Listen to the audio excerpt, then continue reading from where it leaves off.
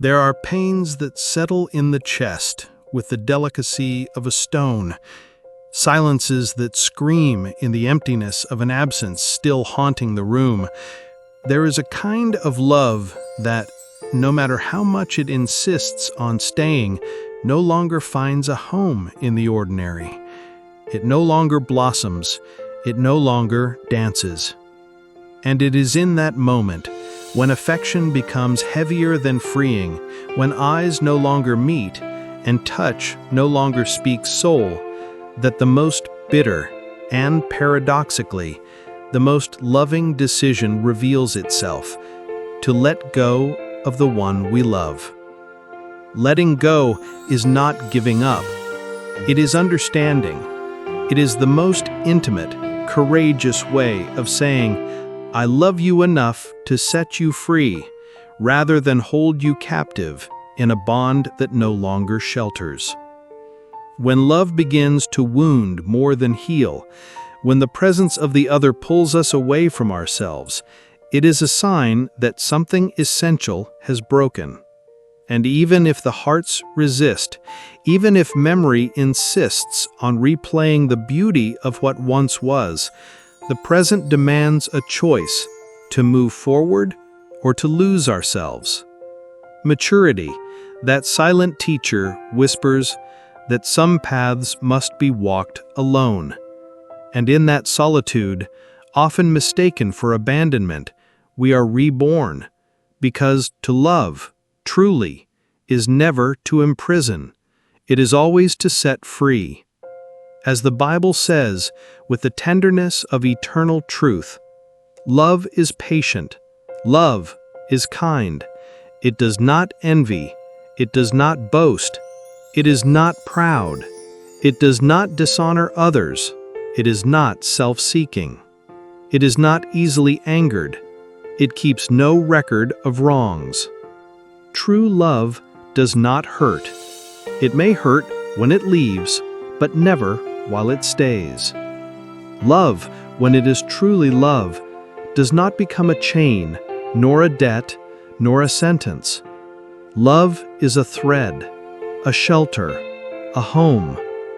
And if that home no longer protects, if it has become a battlefield, then it is no longer love. It is attachment. It is fear.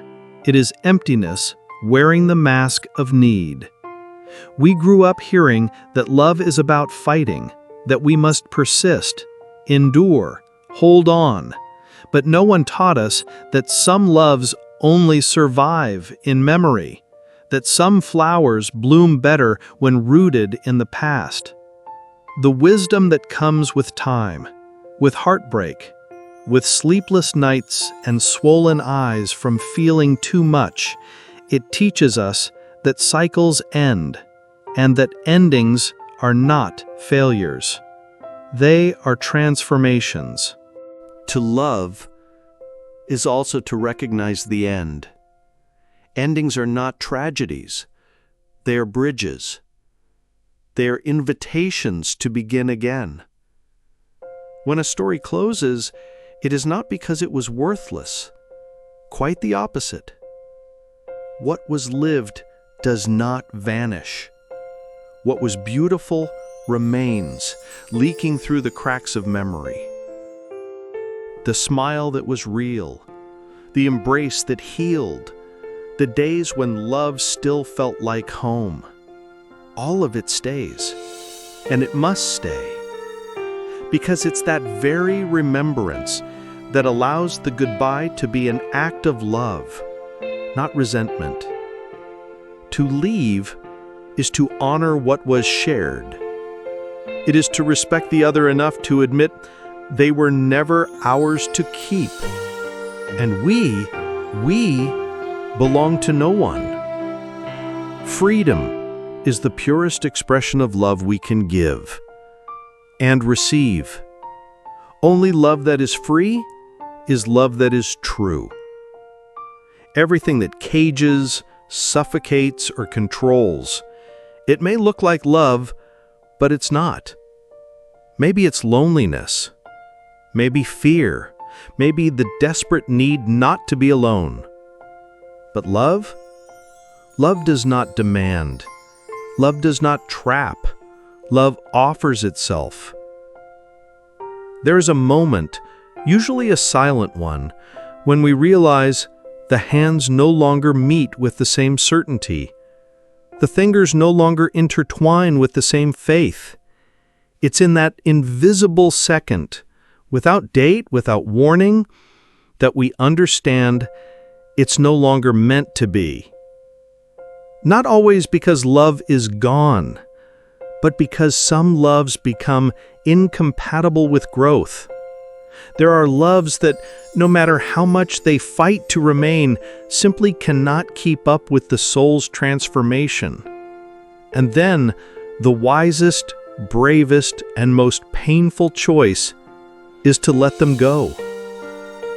There won't be noise, no dramatic goodbye, only the deep silence of two hearts that know they must walk different paths. Because true love is not selfish. It does not steal. It does not wound. As the Bible reminds us, it always protects, always trusts, always hopes, always perseveres. Love never fails. 1 Corinthians 13:7 and 8. But here lies a deeper truth. Love never ends, it only changes form. When hands no longer find each other, it's because they've found a new place to exist. In our memories, in our longing, in the story we wrote together. To love is also to know when to turn presence into memory. And that doesn't diminish what was shared. It elevates it. It makes it eternal. No one prepares us for the pain of loving and yet no longer being able to stay. Separation is grief, a living, breathing grief that carries no coffins but buries dreams. The pain of watching someone you still love walk away, or worse, having to be the one who lets them go, is a desert on fire. And the cruelest part is, they're still alive, still breathing, still smiling somewhere, just not beside us anymore. This is one of the most silent sufferings of the human soul, mourning something that still exists, but is no longer ours. And like every grief, it requires that we say goodbye, not only to the person, but to the image we built of them, to the promises, the plans, the forever we sketched with hope. But grief, as agonizing as it is also a portal. It tears, yes, but it also opens. It destroys, yes, but it rebuilds. Because grief forces us to be reborn, to relearn how to live with absence, to find beauty in what remains, to rescue ourselves from the wreckage. And slowly, we begin to understand true love knows how to die with dignity. It doesn't drag. It doesn't beg for presents. It doesn't plead for crumbs. It loves boldly until the end. And then it loves in silence. It loves more purely when it learns to let go. Ending cycles is an art, one of the hardest there is, because we are by nature creatures of attachment. We cling to the idea of permanence, to the comfort of the familiar, to the warmth of routine, even when it no longer warms. But life, that tireless teacher, shows us, day after day, that everything that lives must also die. And every ending is, in truth, the beginning of another form of existence. To end a relationship is often to end a version of ourselves. It is saying goodbye to the person we became while loving the other. And that hurts, because to love someone is also to build a world together. And when love leaves, that world collapses. And we must rebuild, stone by stone, a new place within ourselves. But listen closely. There is beauty in endings. There is wisdom in the periods we place. There is freedom in the gates we close. We must accept that some loves came only to transform us. They taught us something. They awakened us. They helped us grow. And now they no longer fit. There is no guilt in letting go. There is no selfishness in choosing yourself. There is only wisdom, only maturity, only love for them and for you. If there's anything more sacred and rare than loving, it is setting free. Freedom, when offered with love, transforms love into something holy. It is through freedom that love proves its greatness. Because love that cages, suffocates, demands, may resemble love, but it is not. That is possession, and possession is always selfish. But love, love. Love is surrender. Love is trust. Love is the sacred respect for the other's soul to wander and grow. To set someone we love free is, above all, an act of profound faith. It is saying, I believe you will find your path, even if it doesn't lead to me. It is placing the other's well-being above our own longing to keep them close. It is loving without needing to possess. It is respecting the other's time, their seasons, their journey, even if it wounds us. Freedom is where love is purified, because only true love is capable of letting someone go in peace, even when it hurts. Only love that is not fueled by ego can surrender physical presence so the other may bloom in different soil. And in this mutual freedom, there is also an inner liberation, the freedom to be who we are, to be whole, without dependency, without fear, without toxic attachment. Mature love does not demand completion in the other. It honors the wholeness of each soul. After the pain comes the emptiness, and after the emptiness comes the rebirth. The reconstruction of the self after love departs is an intimate process, slow, raw, and deeply transformative. We are forced to look inward and ask ourselves, who am I now? And slowly, through the ashes, a new version of us begins to emerge. It's often in this moment we realize how much we had lost ourselves trying to keep love alive. How often we silenced our own voice to amplify theirs. How far we strayed from our essence to sustain a we that no longer existed. But here's the truth. It's always possible to come home. And home here is the heart, the self, the essence. The pain of goodbye compels us to rebuild the most important bond of all, the one we have with ourselves. And curiously, in this rediscovery, we begin to attract new encounters, ones that are more honest, more balanced, more free. Because those who rebuild after a love that broke them become more whole, and those who are whole no longer accept halves.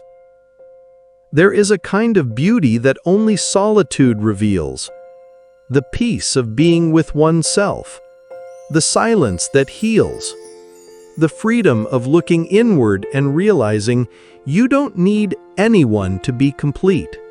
even if someone else's love is welcome. Extraordinary new beginnings are not born from desperation. They bloom from acceptance. They rise when we stop trying to revive what has already died and start honoring what is still waiting to be born. And it always is. Life is generous to those who dare to begin again.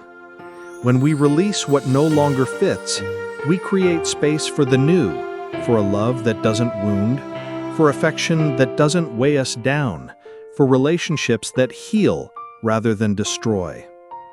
And then we understand, letting go was, in fact, an act of love, an act that redeemed us, that taught us, that gave us back to ourselves.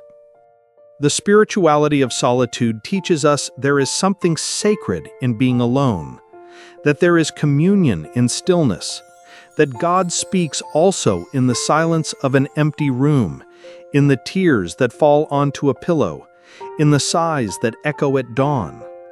As the Bible says with divine simplicity, there is a time to embrace and a time to refrain from embracing. Ecclesiastes 3:5. And when the hands no longer find each other, may we know it's because they've found a new place to exist, in our memories, and those no one can take away. True love never leaves completely. It transforms. It lingers in the form of longing, of lessons, of growth.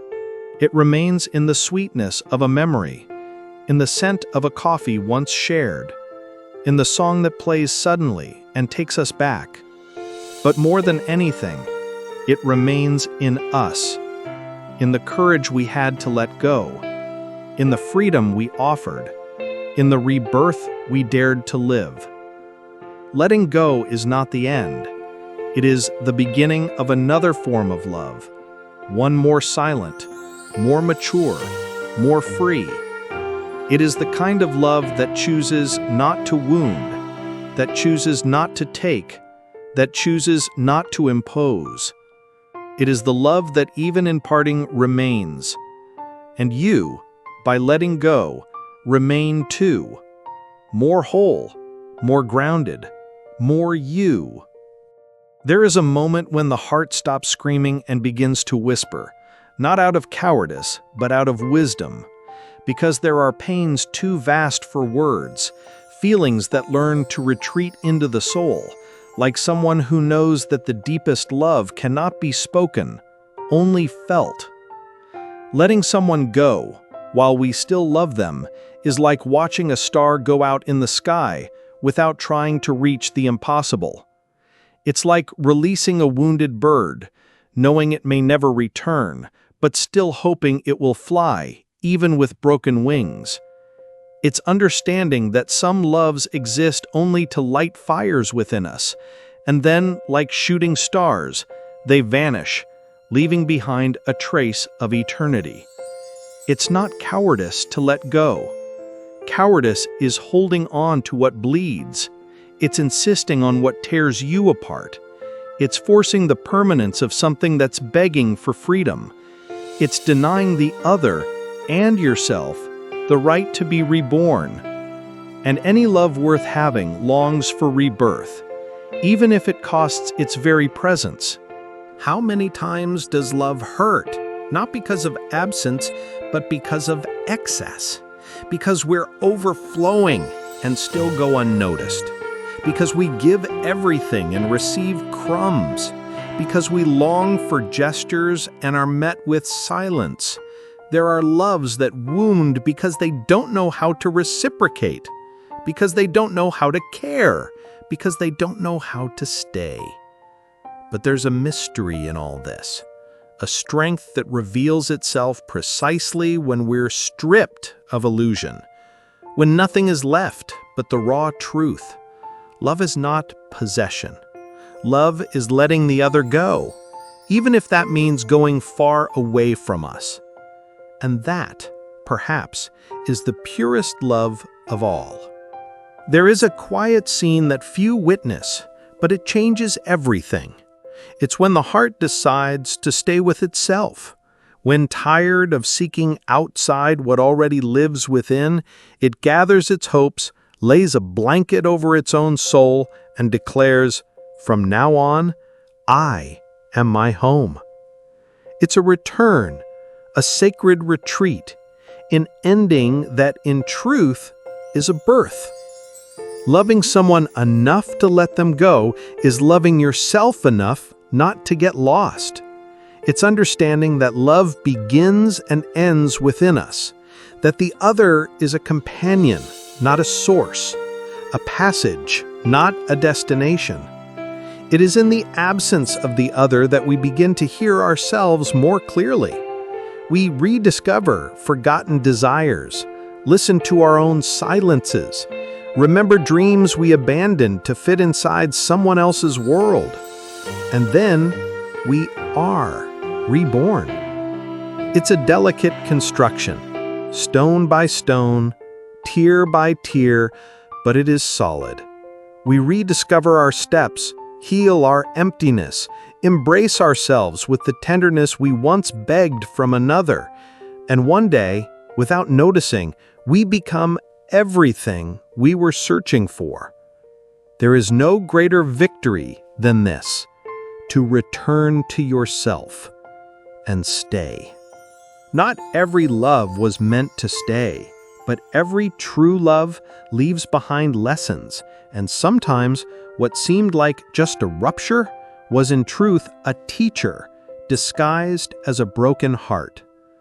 Perhaps that person came to teach you the value of care, or to show you what love is not, so you'd recognize what it is.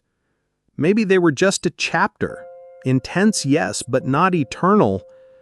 We must understand that the eternity of love is not in constant presence, but in the impact it leaves. A love can last mere months and still change who you are forever.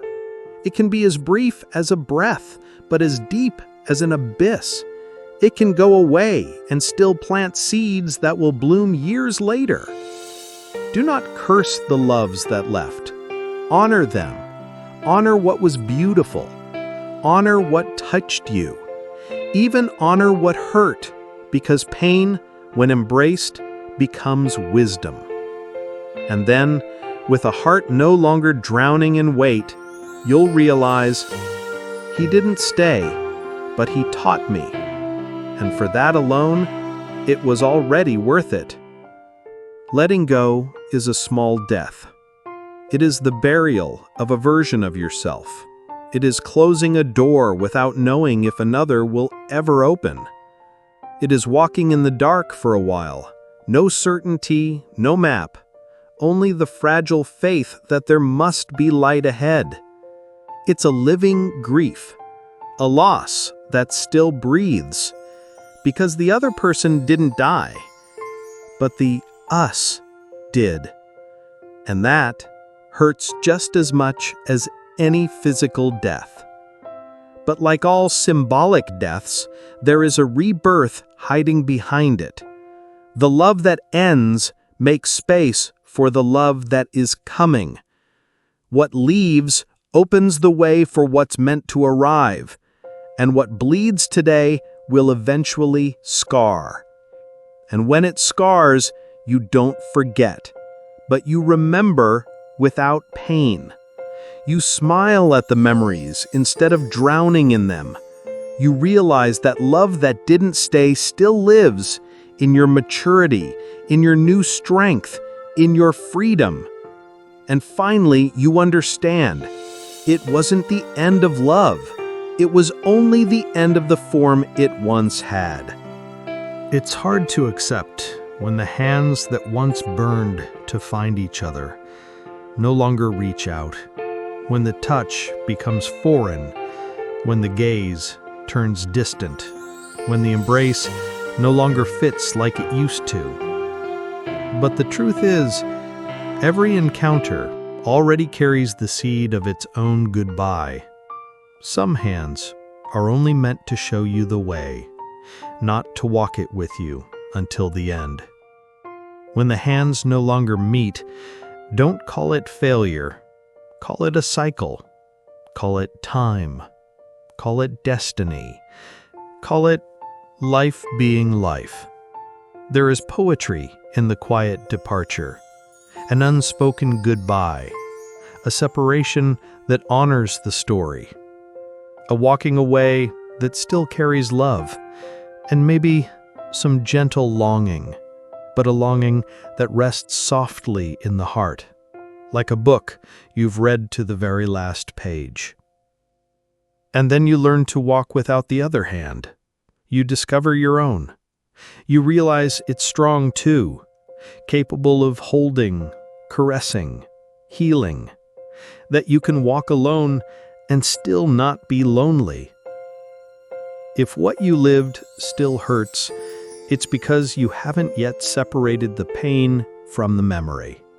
But time, this patient artist, filters everything. It lets the sorrow slip away, and what remains is only what was beautiful. The shared laughter, the conversations deep into the night, the song that became a soundtrack, the kiss under the rain, the sparkle in their eyes during that first meeting.